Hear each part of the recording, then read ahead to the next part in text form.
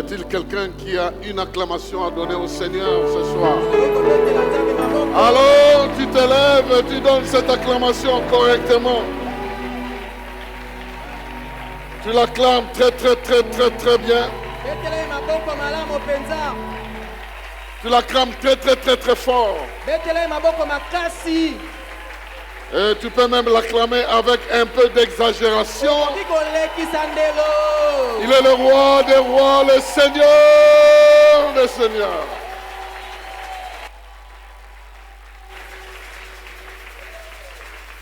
Merci, vous pouvez vous asseoir. Que Dieu vous bénisse. Vous êtes bénis quand vous vous trouvez là.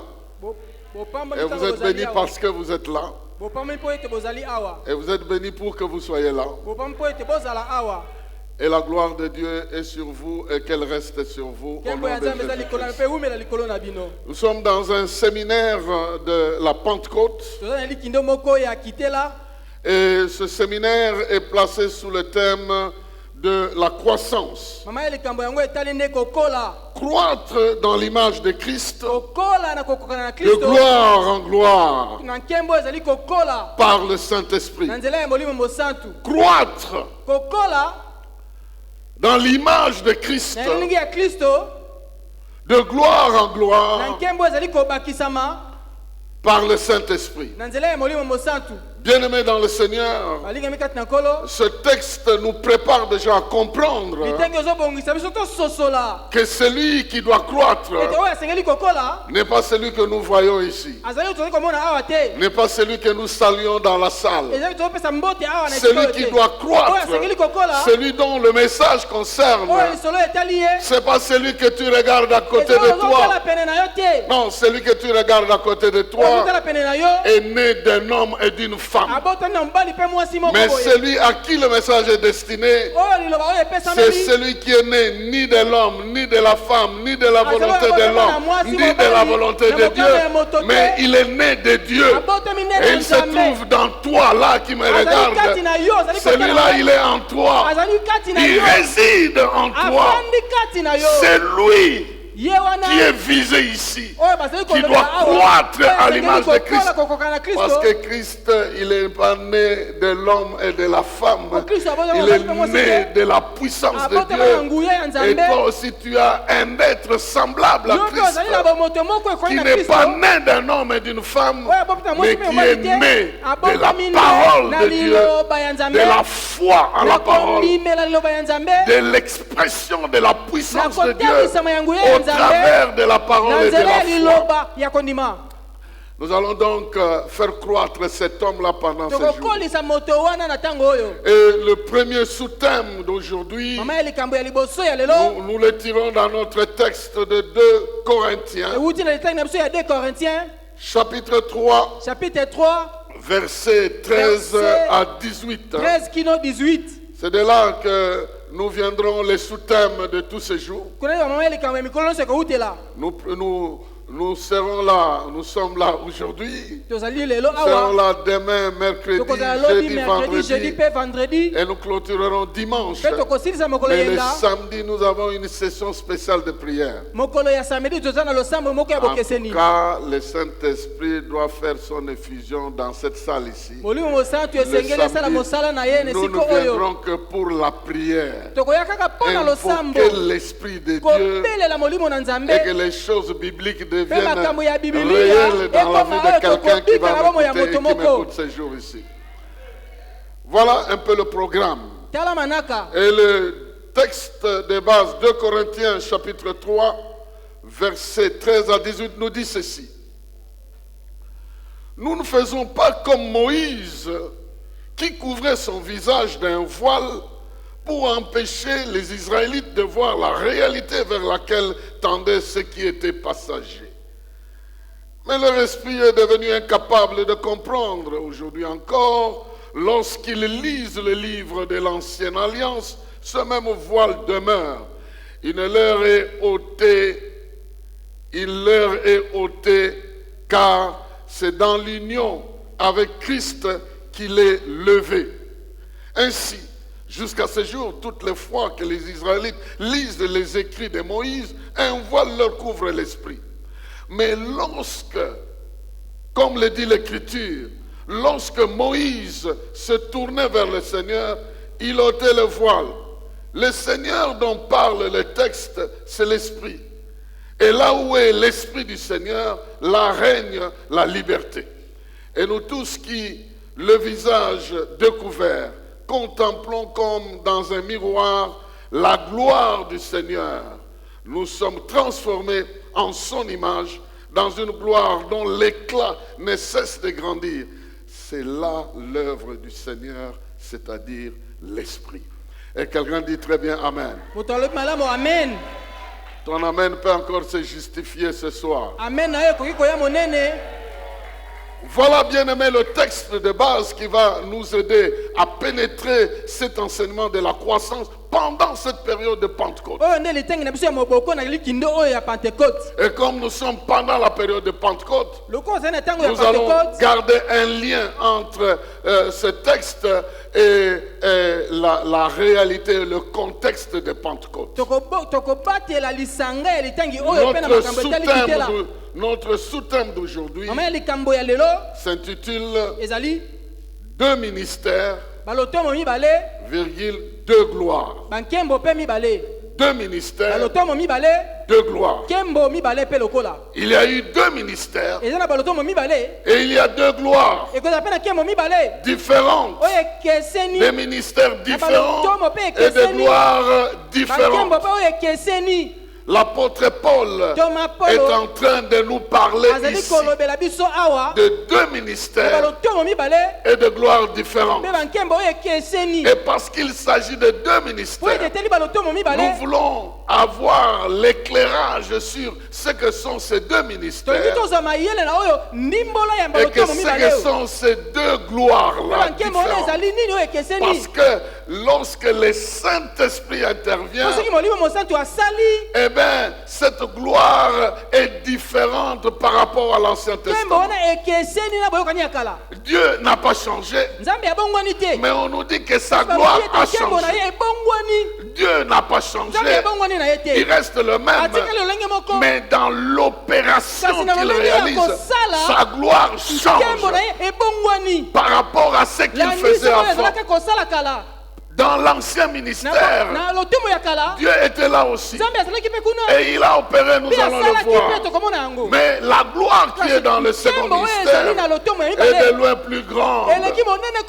Observons le premier ministère.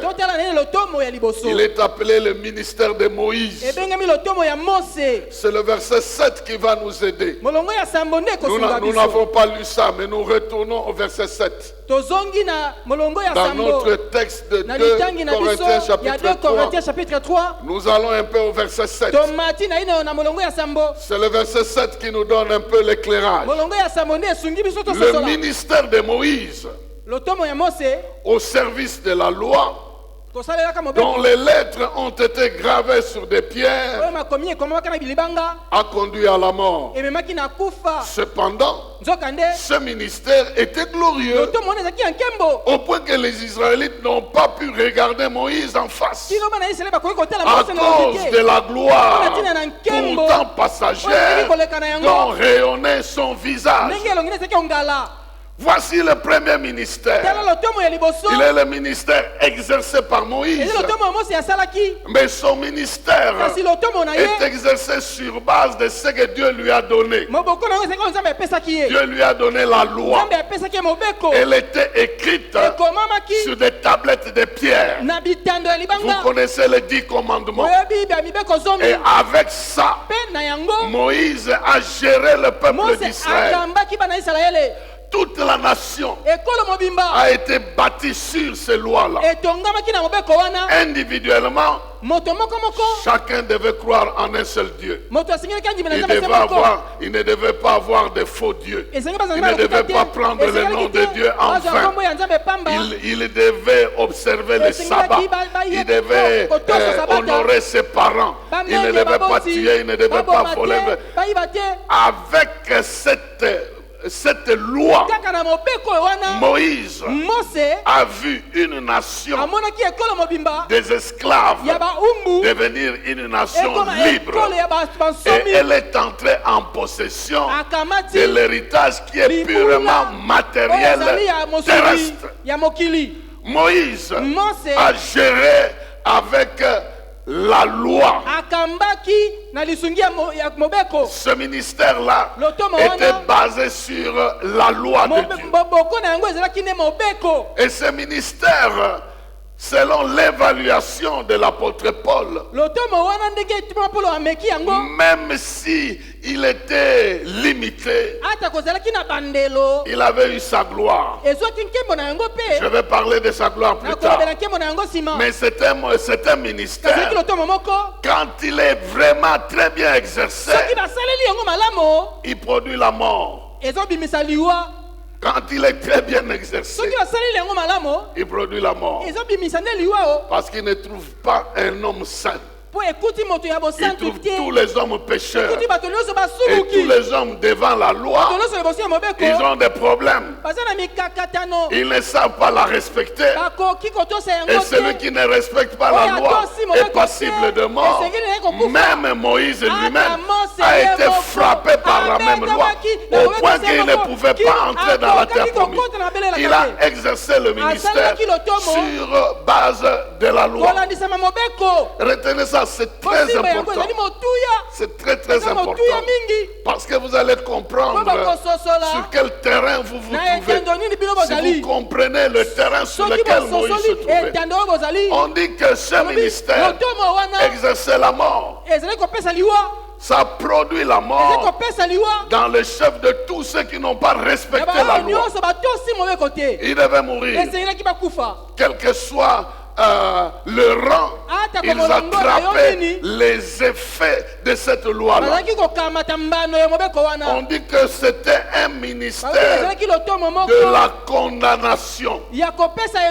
C'est un ministère lorsqu'il est exercé.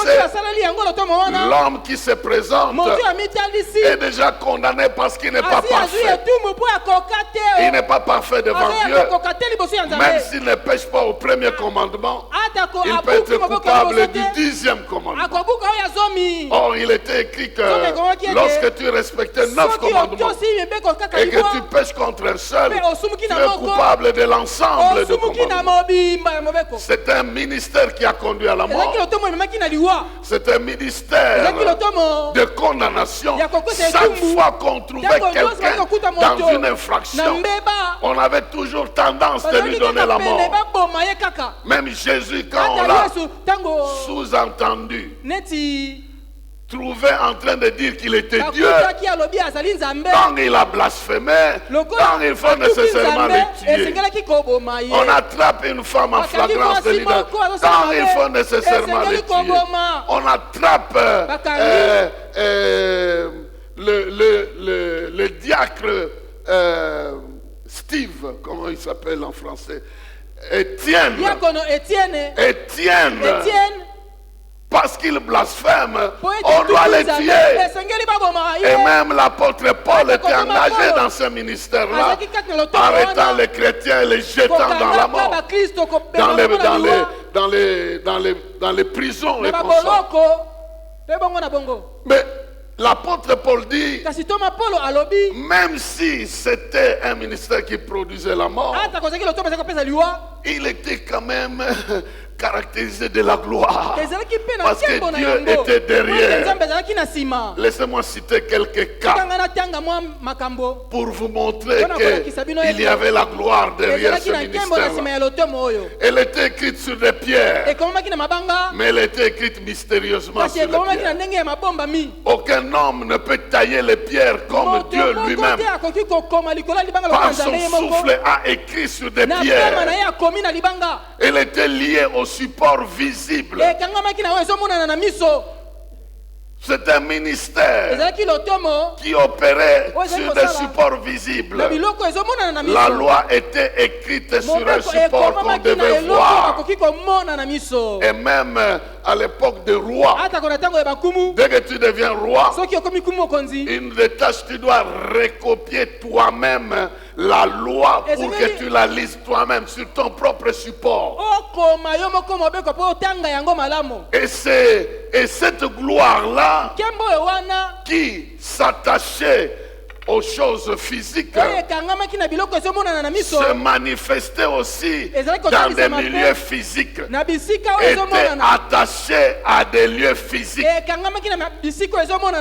C'est comme ça que quand on prendra l'arche de l'alliance, on l'amène là où Dagon était symbolisé.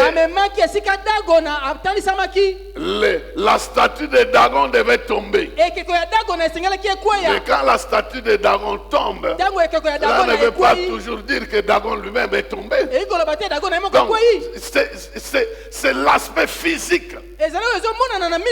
Là où il y avait le tabernacle, il y avait la lumière. Il y avait la fumée qui montait. Mais c'était seulement lié là-bas. Alors quand Moïse entrait dans ces lieux-là où était manifestée la gloire, ça frappait son visage. Et ce corps que nous avons ici, physique, je ne sais pas si vous comprenez, ce corps physique a commencé à radier la gloire sur le front. Aujourd'hui, le corps peut radier d'autres matériels. On m'a raconté que dans le Katanga, dans un village où il y a des minerais, il y a des gens qui ont mangé la nourriture produite dans l'environnement de ces minerais.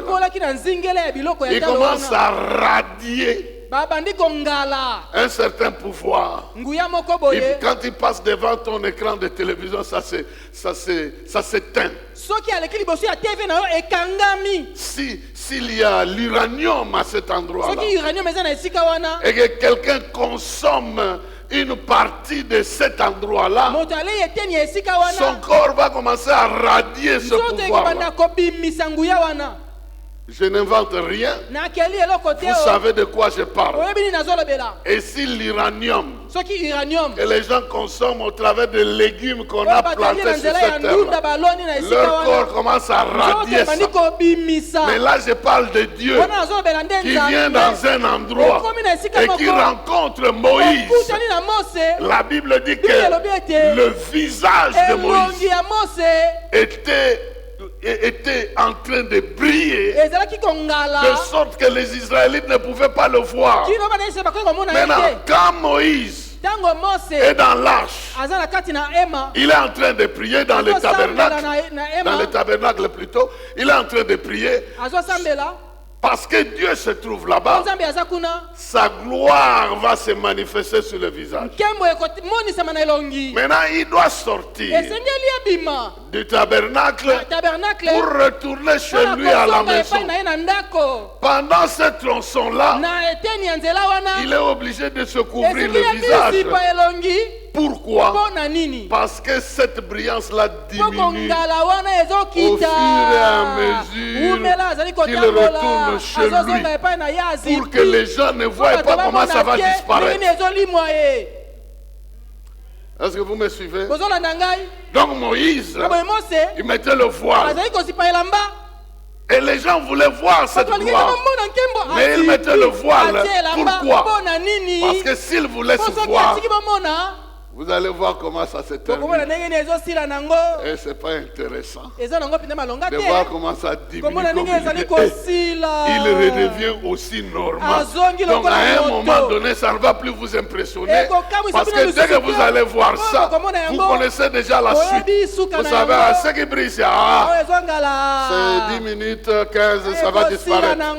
Pour qu'il garde la gloire, il devait couvrir ça. Pour que les gens voient un mystère. Ne voyez pas comment ça allait se terminer. C'est l'apôtre Paul qui est en train de soulever ça. Mais que quand même le visage brille. C'était quelque chose d'extraordinaire. Et je disais que cette gloire était attachée à des endroits. Les endroits qui portaient les pierres sur lesquelles la loi était écrite. Parce qu'on a mis ça dans l'arche. Là où l'arche se déplaçait, la gloire se manifestait. Je vous ai parlé de Dagon qui est tombé. Je vous ai parlé je n'ai pas parlé, mais la Bible nous dit que tous ceux qui se révoltaient contre Moïse étaient punis d'une manière miraculeuse. Même Myriam, la sœur de Moïse, va attraper une lèpre parce qu'il critique Moïse. Vous ne pouvez pas imaginer les gens qui se sont révoltés avec le fils de Corée en essayant de convaincre les gens à retourner. La Bible dit que la terre a ouvert la bouche et les a avalés. La gloire de la loi s'est manifesté dans la condamnation. Donc la terre pouvait ouvrir sa bouche et faire disparaître les gens. Ils ont été enterrés par quoi? Par la puissance de la loi, par la gloire de Dieu qui se manifeste pour punir ceux-là qui ne veulent pas accepter la loi. Il y a plusieurs miracles qui se sont passés pendant ce temps. Vous connaissez le jeune homme qui est mort pour avoir tenté de toucher l'arche. Il est mort. Mais la même caisse qui a produit la mort, quand on l'a laissé chez Obed-Edom, miraculeusement, il est béni à l'extrême en quelques mois seulement. La même chose qui produit la mort, la même chose donne la bénédiction, selon qu'on l'accepte ou on n'accepte pas. Donc il y avait une gloire attachée. Et même la terre promise. La terre promise. Elle a été évacuée par la puissance de Dieu qui donne la terre à ses enfants. Mais il leur a dit ceci: je chasse les Cananéens parce que leur péché a atteint un niveau insupportable. Comme nous sommes pendant la loi, ils ont péché jusqu'à un niveau, je les chasse et je vous place là. Les Israélites aussi, ils sont arrivés et ils ont péché jusqu'à un niveau et ils ont aussi été chassés. Je ne sais pas si vous voyez toutes ces choses-là. Donc la loi ne fait pas de distinction. Elle peut être favorable aujourd'hui si tu la respectes.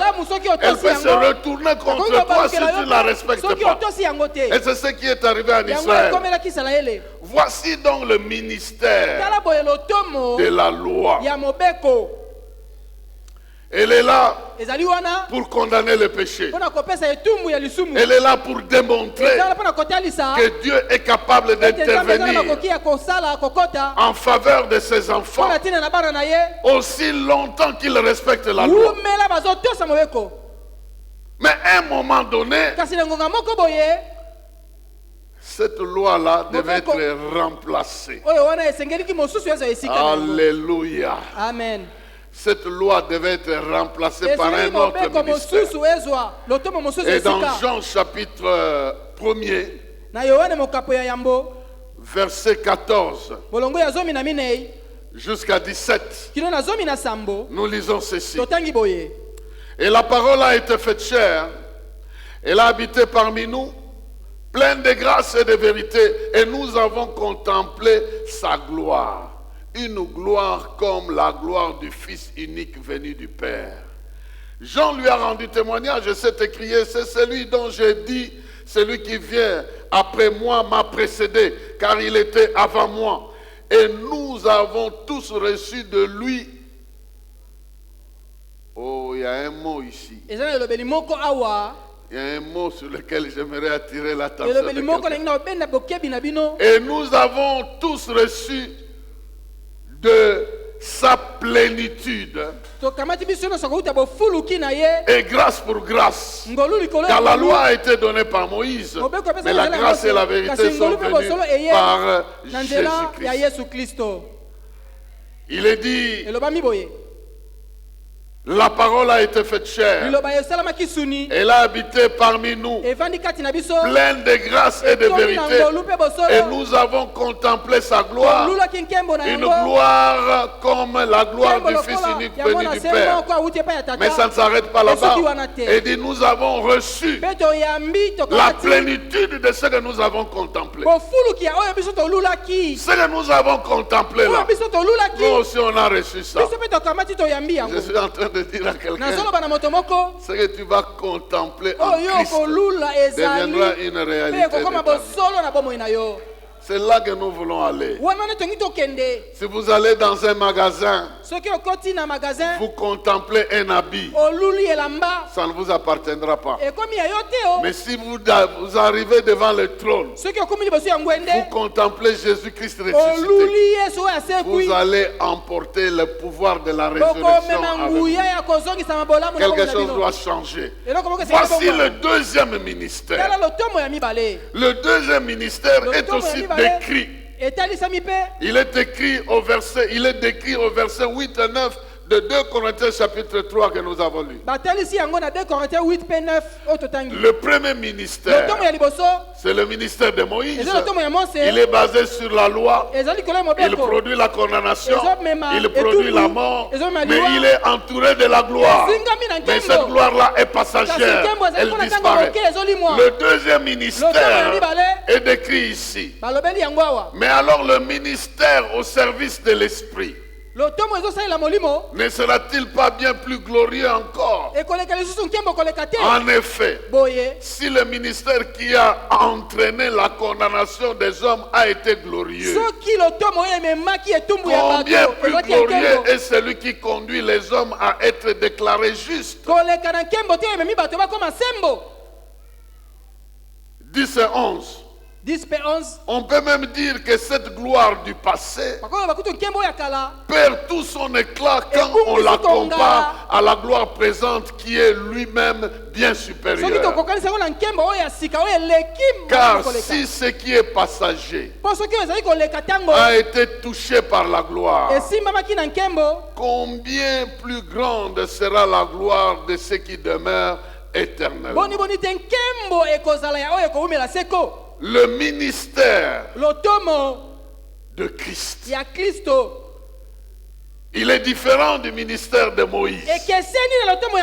Le ministère de Moïse, il a reçu la loi. Le ministère de Christ, il a reçu l'Esprit sans mesure. Il a reçu l'Esprit sans mesure. Et en lui habitait toute la plénitude de la divinité. Et la Bible dit, on a contemplé la gloire de Dieu au travers de lui. Il y a un contraste entre ces deux ministères. Le premier produit la condamnation, le deuxième produit la justification. Là où les hommes étaient condamnés par la loi, la grâce vient les justifier. Donc dans ce ministère, Dieu comprend que tu ne sauras jamais respecter toute la loi. Il vient te sauver de tout le pouvoir qui t'empêchait à respecter la loi. Il vient te libérer du pouvoir de la loi et de la chair. Et comment il le fait? Il crée en toi une nouvelle créature qui n'est née ni de la chair, ni de l'homme, ni du sang, ni de la volonté de l'homme. Mais en toi, il y a l'esprit né de Dieu, une nouvelle vie née de Dieu. Et c'est cette vie-là qui doit fonctionner pour nous amener à refléter Christ. De la même manière que la vie physique se développe pour qu'on reflète nos parents qui nous nourrissent. Et la vie spirituelle est appelée à se développer pour que nous puissions rayonner celui à l'image de qui nous avons été créés. Ça produit la justification, mais ça produit aussi la gloire de Dieu. Ça produit la gloire de Dieu. Ça produit la vie nouvelle, une nouvelle qualité de vie. Mais on dit aussi que la gloire de ce ministère, non seulement que ça a un éclat supérieur, mais ça augmente d'intensité. Chez Moïse, quand il quittait le tabernacle, l'intensité de la brillance diminuait jusqu'à disparaître. Mais cette gloire ici, elle n'est pas attachée à un lieu. Elle est attachée à un être. Celui qui est né de nouveau. Elle est attachée à l'homme. L'homme qui est né de nouveau. Ce n'est plus un endroit, mais c'est l'homme. Et l'endroit où l'homme se trouve maintenant reçoit le rayonnement de cette gloire-là. C'est différent. Quand Moïse devait vivre la gloire, il devait aller au tabernacle. Il prend cette gloire-là, ça disparaît pendant qu'il quitte. Mais ici, la gloire n'est pas dans un lieu, elle est dans une personne. Il s'appelle Jésus-Christ. Et celui qui est uni à Christ est uni à cette gloire-là. Et partout où il va, cette gloire va non pas diminuant, mais augmentant d'intensité. En train d'augmenter d'intensité, de gloire en gloire. Et je prie et je reçois ma prière que ce que tu as vu dans le passé n'a rien à voir avec ce que tu verras dans ta vie dans l'avenir. Parce que ce que tu as vu dans le passé est inférieur par rapport à ce que Dieu te réserve. La manière dont il s'est manifesté dans ta vie dans le passé est inférieure à celle qu'il te réserve dans l'avenir. Parce que cette gloire, elle va grandissant.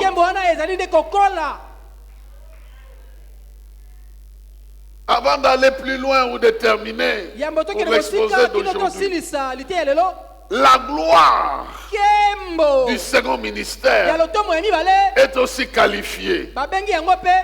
Il est dit que c'est une gloire éternelle qui ne vient pas de n'importe qui vient de l'esprit. De l'esprit. Mais cette gloire-là n'habite pas dans des lieux. Ça habite dans l'homme. Ça habite dans l'homme. Et à la Pentecôte, l'Esprit de Dieu a rempli un lieu. Puis de ce lieu, il a rempli les hommes. Donc les hommes n'avaient plus besoin de retourner à ces lieux pour être remplis. Parce que dès qu'il les a remplis, il a commencé à se promener avec eux. Et en dehors de ce lieu, ils étaient capables de gagner 3000 personnes en dehors de ce lieu-là. Parce que la gloire de Dieu maintenant commence à se manifester dans la vie de l'homme. Bien-aimé dans le Seigneur, ce n'est pas ici que tu viens attraper la gloire de Dieu. Elle est en Christ. Elle est avec toi. Elle doit se manifester. Ici, nous venons célébrer le Seigneur. Et il se glorifie au milieu de nous. Mais sa gloire ne reste pas ici. Ça part avec nous partout où nous allons. Capable de chasser les démons. Ah, je voulais commencer déjà à décrire certaines de ces histoires.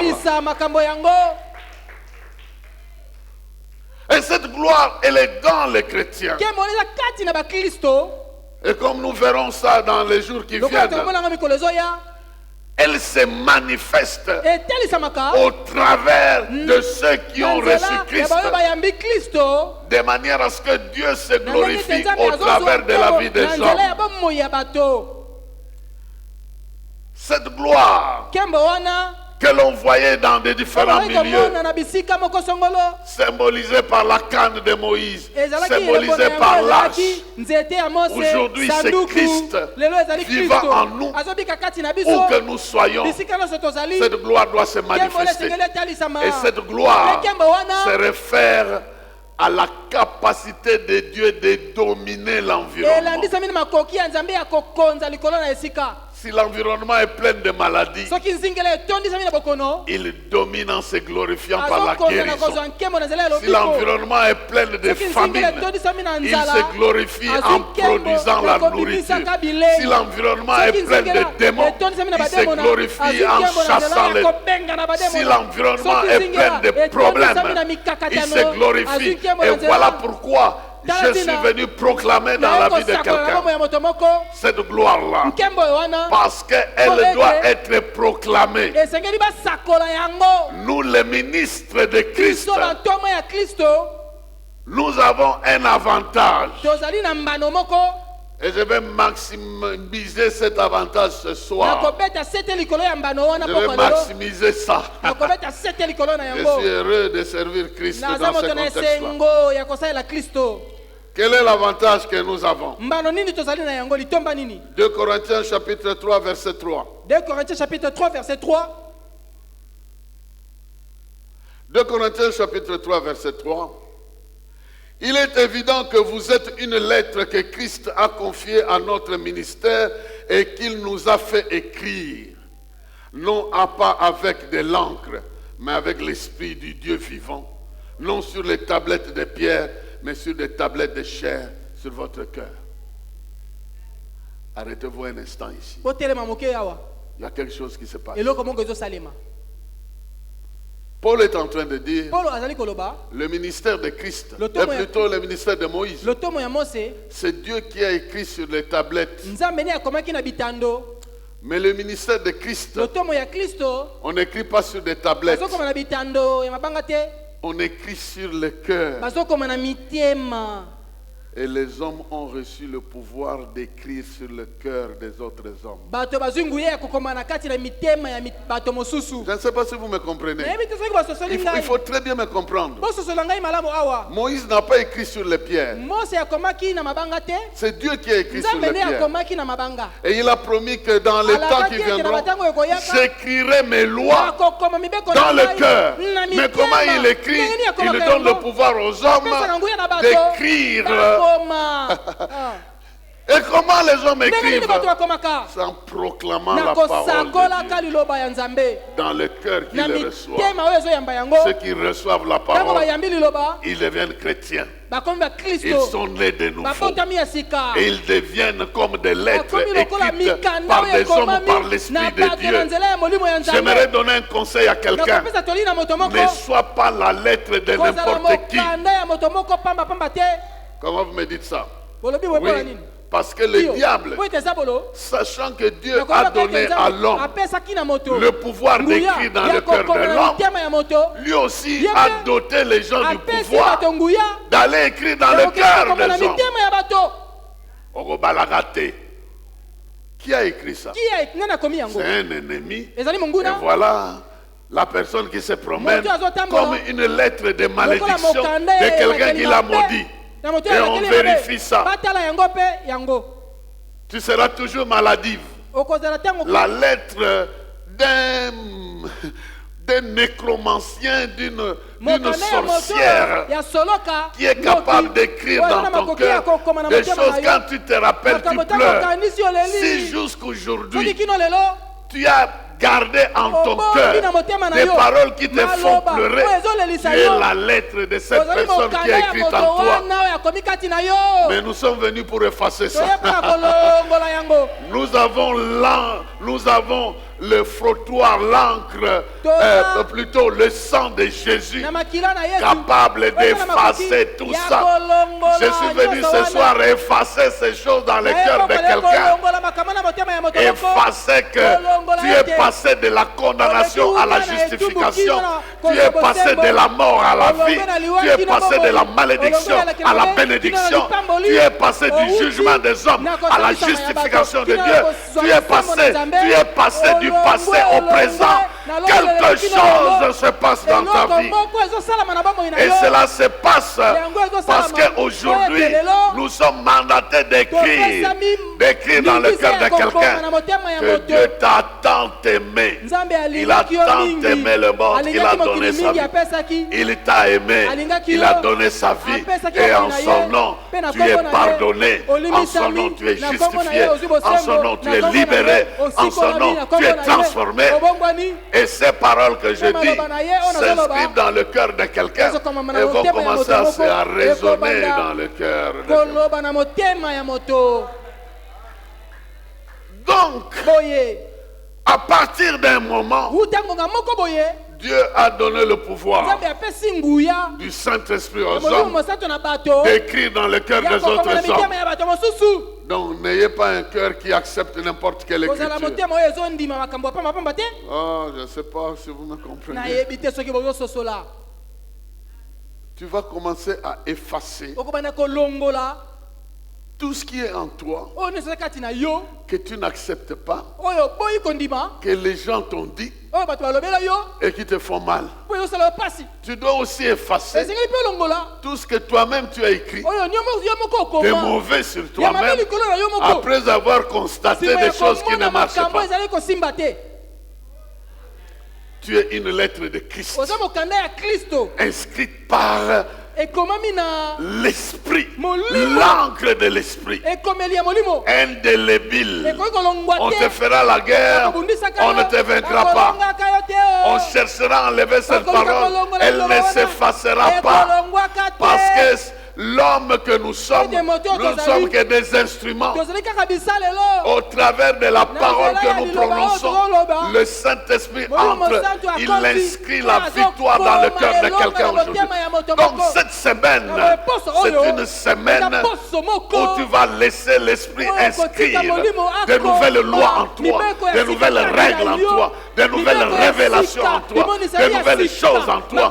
Tu dois commencer à enlever tout ce qui a été écrit par les hommes,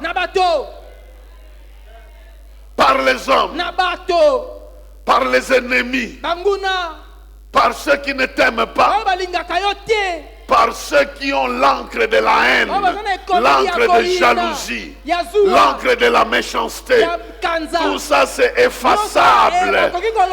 C'est effaçable, c'est enlevable, c'est regrettable, c'est malléable, c'est tout ce qui est hable et tout ce que vous voulez hable.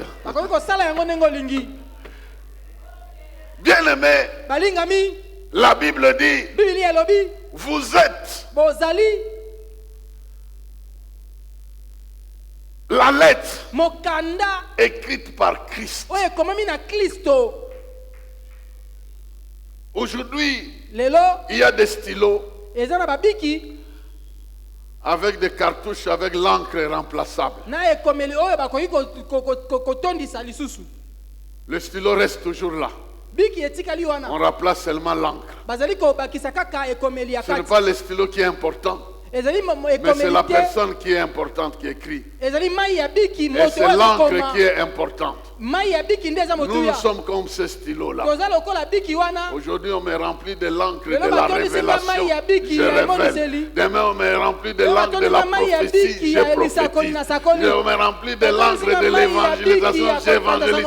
C'est la même chose avec toi. Lorsque tu reçois la parole, quelque chose s'inscrit dans ton cœur. Et ce qui est inscrit dans ton cœur va devenir ta vie.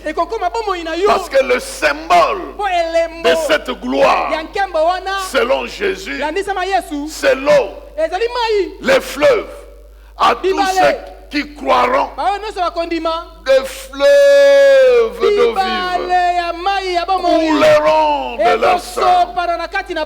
Des fleuves qui vont couler de votre sang, de votre personne, qui vont affecter votre environnement. Je suis venu dire à quelqu'un ce soir, l'Esprit est venu et il est déjà venu. Il est venu sur un terrain qui a été préparé. Préparé pour la gloire, préparé pour la victoire, préparé pour la croissance, préparé pour devenir de plus en plus grand. Et ce terrain-là, c'est le terrain de ta personne, c'est le terrain de ta foi, c'est le terrain de ton cœur. Et aujourd'hui encore, il va commencer à faire couler ces choses de ta vie. Doter aux hommes la capacité d'écrire dans le cœur. C'est un acte éternel. Les paroles ont une valeur éternelle. Et tu as besoin de comprendre que les pierres étaient brisables, détruisables. Mais ton cœur n'est pas détruisable. Le terme cœur ici peut être remplacé par le mot esprit. Ça sera correct. Ce n'est pas ce qui bat là-bas. Non, c'est quelque chose que les gens ne peuvent pas contrôler. Le cœur de l'homme est difficile. Il n'y a que Dieu qui puisse le contrôler. Il n'y a que Dieu qui puisse le manipuler. Mais toi, tu as le mandat d'être rempli de l'esprit et d'écrire dans le cœur de quelqu'un. Le diable avait compris ça. Il peut donner à un jeune homme un pouvoir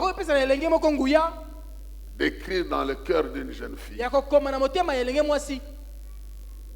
Et la jeune fille perd le sommeil.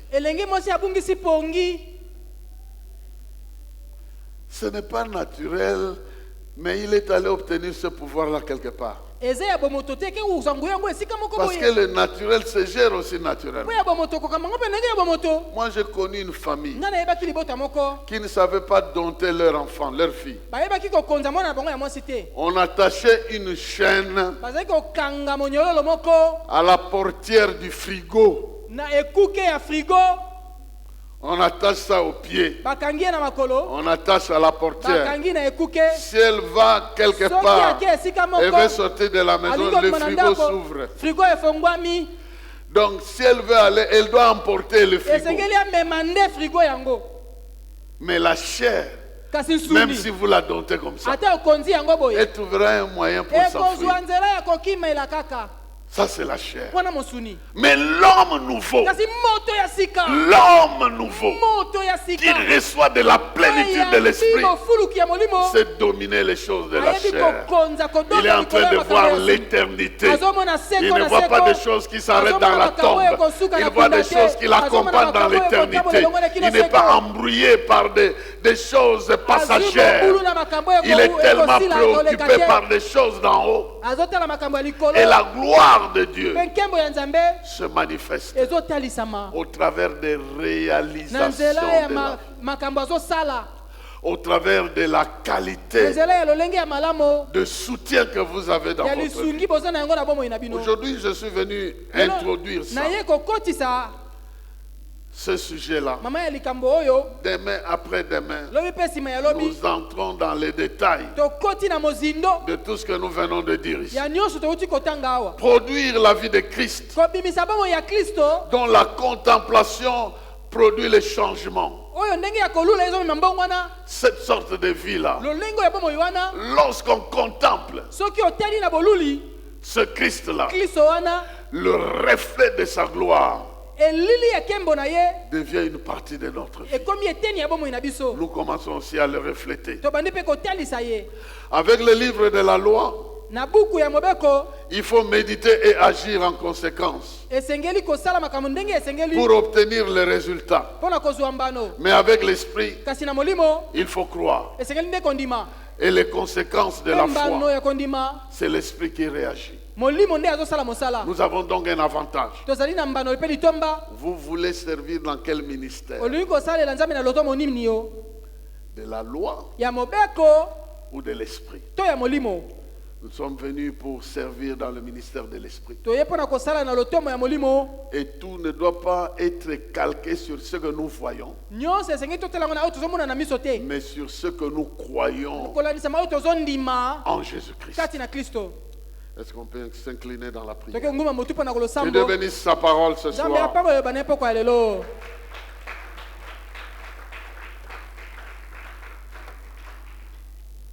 Dis-toi, je vais marcher selon l'esprit. Je vais exercer le ministère de Christ.